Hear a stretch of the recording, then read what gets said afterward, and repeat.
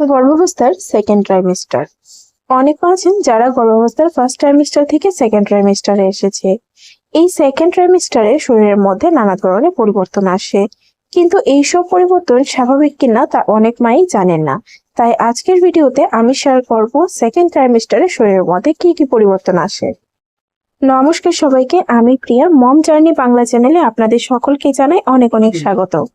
আজকে আমি শেয়ার করব গর্ভাবস্থার সেকেন্ড ট্রাইমেস্টার নিয়ে। কিন্তু ভিডিওটি শুরু করার আগে আমি আপনাদের কাছে কিছু বলতে চাই। আমি কিন্তু কোনো ডাক্তার নই, তবে মা হিসেবে আমি যতটুকু জানি বা আমার মা হওয়ার জার্নিতে যতটুকু অভিজ্ঞতা আমার হয়েছে তা আমি আপনাদের সাথে ছোট ছোট ভিডিওর মাধ্যমে ভাগ করে নিচ্ছি। তাই যদি কোনো সমস্যা দেখা দেয়, বেশি দেরি না করে অতি সত্বর ডাক্তারকে দেখাবেন। তো চলুন আর বেশি দেরি না করে ভিডিওটি শুরু করি। প্রথমেই বলি, এই সময় থেকে পেট আস্তে আস্তে বড় হতে শুরু করে, কারণ বেবি দ্রুত বাড়ছে। ওজনও প্রতি মাসে একটু একটু করে বাড়তে থাকে, প্রায় 1 থেকে 1.5 কেজি পর্যন্ত। বুক বা ব্রেস্ট ভারী হয়ে যায়, মাঝে মাঝে টান বা ব্যথার মতো লাগতে পারে।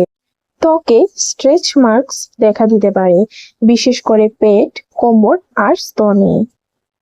অনেকের চুল আর নখ দ্রুত বাড়ে, চুল ঘন হয়ে যায়, এটা হরমোনের জন্য হয়ে থাকে। মুখে বা গলায় কালচে দাগ পড়তে পারে, যেটাকে অনেকে প্রেগন্যান্সি মার্কসও বলে থাকে। তবে আমার প্রেগন্যান্সিতে কিন্তু সেরকম কোনো মার্কস পড়েনি। তো সবার ক্ষেত্রে সবটা সমান হয় না।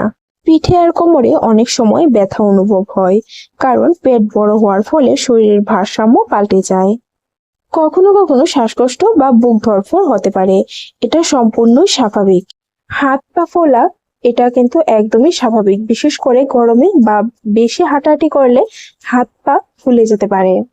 এই সবগুলো পরিবর্তনের মধ্যে একটা পরিবর্তন কিন্তু একজন মায়ের জন্য খুব স্পেশাল, আর সেটা হলো বেবির নড়াচড়া। প্রেগন্যান্সি জার্নিতে 18 থেকে 20 সপ্তাহের মধ্যে মা প্রথমবার তার বেবির নড়াচড়া টের পান, আর এই সময়টা একজন মায়ের জন্য খুবই স্পেশাল মুহূর্ত। বন্ধুরা, প্রেগন্যান্সি জার্নির সেকেন্ড ট্রাইমেস্টারে একজন মায়ের শরীরে এই পরিবর্তনগুলো হয়ে থাকে। এই পরিবর্তনগুলো অনেক সময় স্বাভাবিক হয়, তবে যদি কোনো অসুবিধায় পড়েন তাহলে বেশি দেরি না করে ডাক্তারের সাথে যোগাযোগ করেন। আজকে ভিডিওটি এতটুকু পর্যন্তই। যদি ভিডিওটি ভালো লেগে থাকে তাহলে অবশ্যই একটা লাইক দিয়ে চ্যানেলটাকে সাবস্ক্রাইব করে দেবেন। দেখা হবে আপনাদের সাথে নতুন একটি ভিডিও নিয়ে। আর আপনারা প্রেগন্যান্সি জার্নি কোন টপিকে ভিডিও চান অবশ্যই কমেন্টে লিখে দেবেন।